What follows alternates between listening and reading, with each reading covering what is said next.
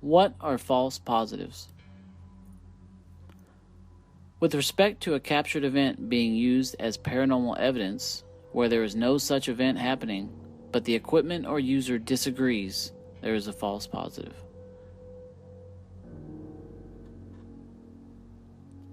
Techniques used to eliminate false positives.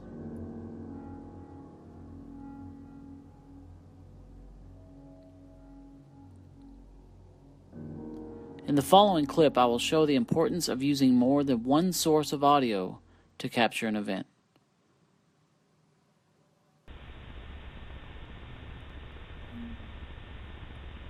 Did you hear that? No, it was on command. Was that you in command that just went,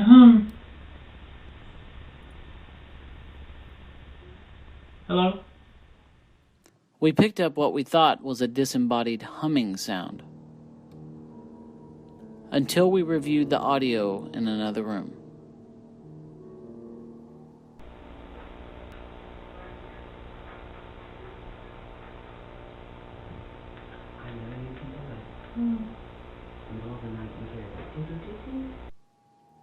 If there wasn't another source of audio to review, this could have been a false positive. Investigator drops a hanger, and we think we capture an EVP that says, "Pick it up." It shouldn't.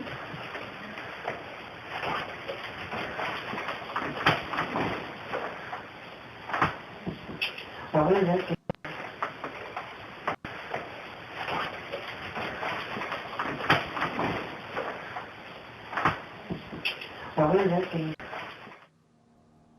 Investigator had a camera, so we reviewed the footage to see if the EVP was captured as well.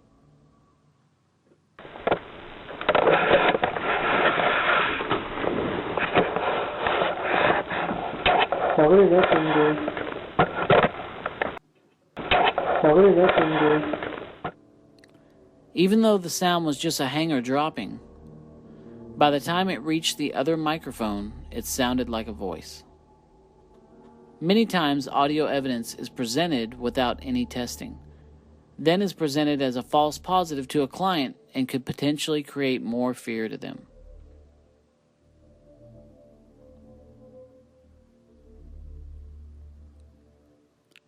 The client said there was a floating mist showing up on camera.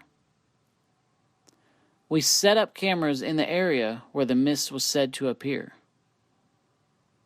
We also set up cameras around the area for validation and for a control. We capture the mist that the client claimed to see up here on the left side. It's very faint, but it's exactly as the client described.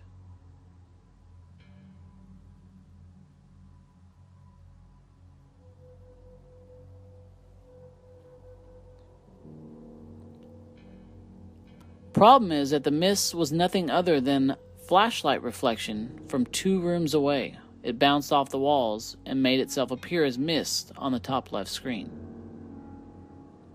The most likely event was that a car's headlights were reflecting on the wall, creating the illusion of a mist. By using more than one camera to capture a claim, we were able to put this client to ease as no other evidence was found. But if we were only recording with one camera, we may have presented them with a false positive or confirmed the mist.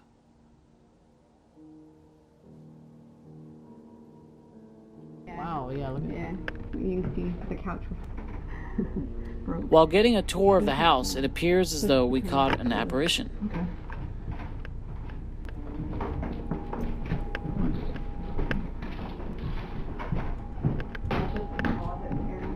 There's 2 kids' rooms up here. Philip. You okay, babe? Or Philip, Josh. Watch the top left screen. No one is there. Now it appears as someone is there. I'll slow it down so you can see it. Right there.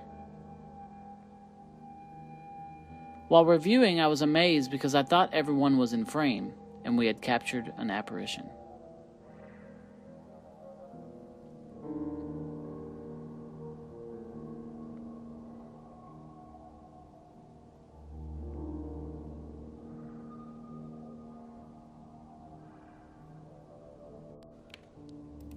I was so excited and actually presented this to some people as an apparition, and they shared my excitement.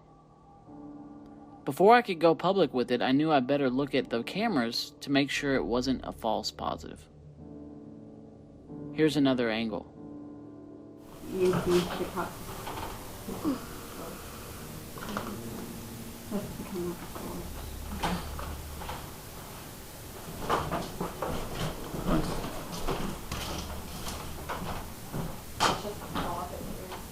There's 2 kids' rooms up here. Philip. You okay, man? Or Yeah. Philip, Joshua in that room, and this is By having the extra footage, it turns out the apparition was just my wife trailing behind, when I thought she was actually right behind me.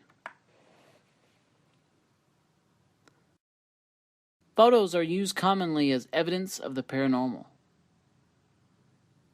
The problem is most photos presented as evidence are actually just false positives. Here are some examples of false positive photos. This pic appears to be an apparition peering through the doorway and was presented as so. I examined the picture and took my own control pictures as well during my visit. I had a hunch that this was nothing more than the bottom of the stairs and decided to do an experiment. Here is my control picture. I take a snippet of the area of interest and overlaid it on top of the picture in question. Here is a video of the process.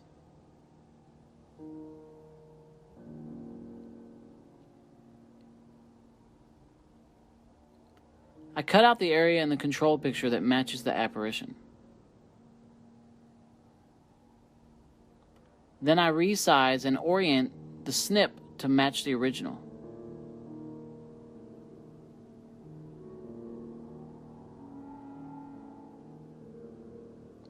By changing the opacity back and forth, you can see they both match.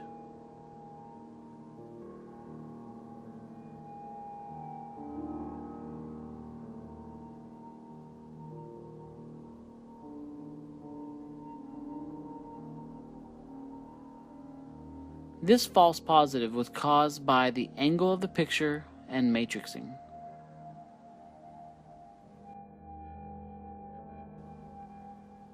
It is very important to take more than one photo of the same spot so you can have a control picture for verification if you ever catch anything paranormal. Now here's everybody's favorite.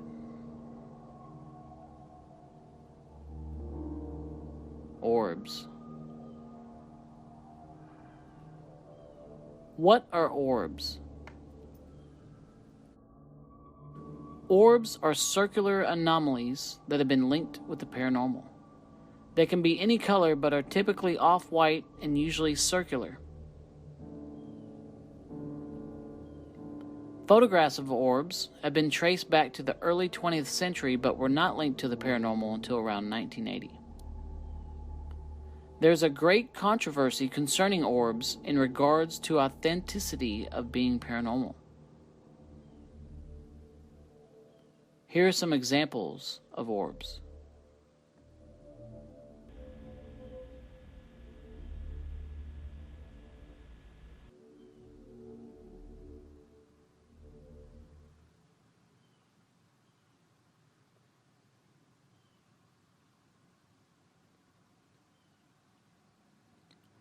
The hard fact is that most, if not all, orbs are caused by water droplets, dust, bugs, rain, etc. Here's an in-depth explanation on photographic analysis and contamination factors that cause false positive orbs. This is a representation of how dust in front of the camera lens appears orb-like when a flash is used. Point A represents the camera lens's inverted focal point, the point that an object must be passed to be in focus. And B represents the way the light travels into the lens.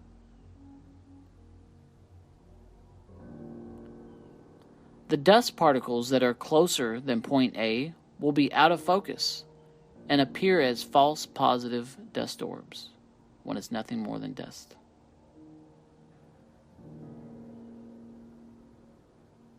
This diagram shows how dust particles become out of focus as they get closer to the camera lens. Point P represents the distance the dust particles are away from the camera lens, and A again represents the camera lens's inverted focal point. The same applies for using night shot video cameras. The IR light reflects off the out-of-focus dust, causing them to look like orbs. There's nothing paranormal about the dust orb phenomena. It is natural to any camera with a flash and any video with a light source. What keeps people holding on to the dust orb phenomena is the instant gratification they get by collecting hundreds of so-called spirit orbs in a single night of investigating. The truth is, no matter what the environment, there are always airborne particles in the air, except in a vacuum, that can contaminate your data. This phenomena isn't just limited to dust, it also applies to rain, water droplets, bugs, etc. So how can you determine if you have caught dust, bugs, or moisture, or actually something paranormal? I first tried a simple method I used 10 years ago. This method involved putting a small computer fan in front of the lens on my night vision camera to blow away the dust. This method proved true and I was dust orb free. Problem was that the fan was loud and it contaminated my audio. I wanted a way to distinguish dust orbs from actual light anomalies that create their own light source. So I decided to design a new camera that can do just that, the anomaly cam.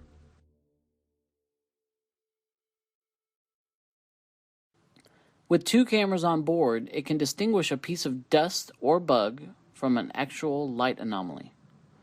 One camera is a normal infrared night vision camera that is a popular choice for investigators.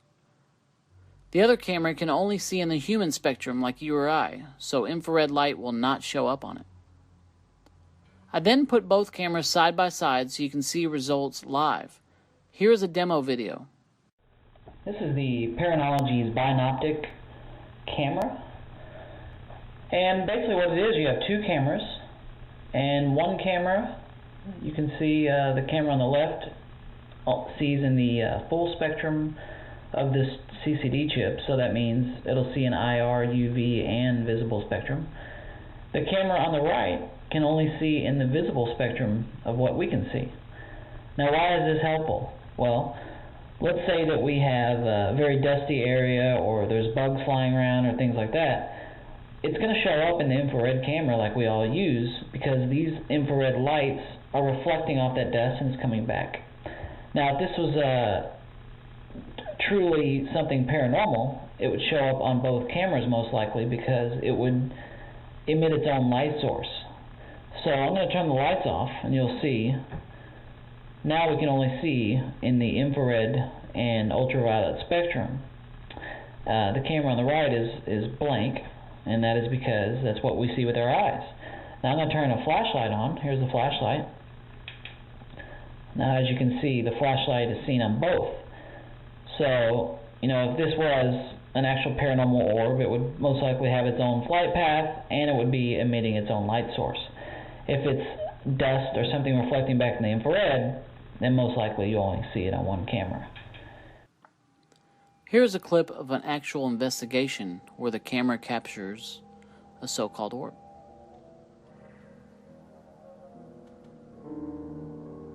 As you can see, the dust orb only shows up on the infrared camera side because it's being reflected by the IR light.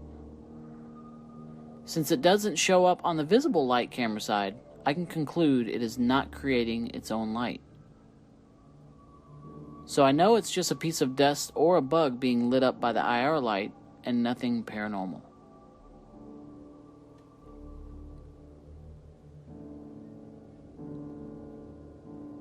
Paranormal equipment is a great way to communicate and gather evidence of the paranormal. You can also use these tools to debunk false positives as well. However, sometimes the equipment can be the cause of the false positives.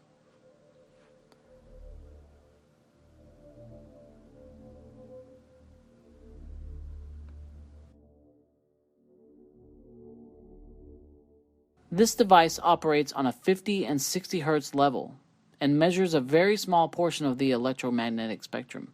It is produced by a company named K2 Enterprises, which also produces 3 other devices. The Dazzer 2, which is the ultrasonic dog deterrent, the Tattletale, and the Pedigree, which are both for pet training. Because it is designed to pick up frequencies that are around us all the time, here are some false positives that can cause it to go off that are not paranormal. Turning on any piece of electrical equipment within 7 feet of the device can be detected. Using or having two-way radios within 10 feet of the unit can cause it to go off. Cell phone signals and even a computer mouse can set it off. Audio recorders, motion sensors, ghost boxes, refrigerators, alarm systems are all the devices that can set it off. We must take into account the various devices used in and around uncontrolled environments on an investigation when using the K2 meter as proof of the paranormal.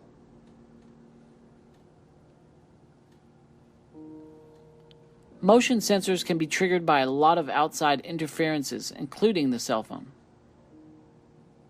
Here is a clip showing a motion sensor being triggered by a cell phone.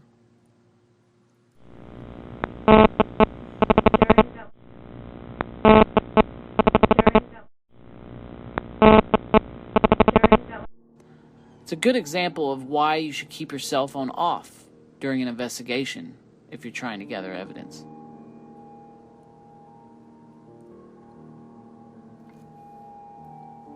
The REM pod uses an antenna to radiate its own magnetic field around itself and can be activated by proximity and EM field distortion. Here's a video that shows a false positive on a REM pod that's good to know. Hey everyone, Minnesota Ghost Seeker here, and I want to just pass along a tip that I learned this past weekend regarding the use of REM pods. Some of you may be using these on your investigations. I found a way of creating a false positive, and I want to pass that along. Well, I've got my REM pod here,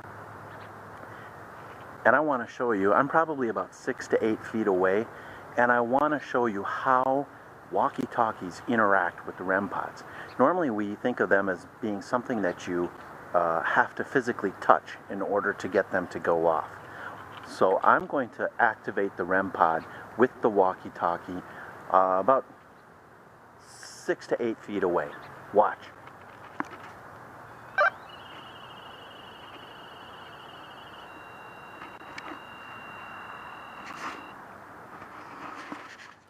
Any sensor used for a paranormal investigation can and will create a false positive.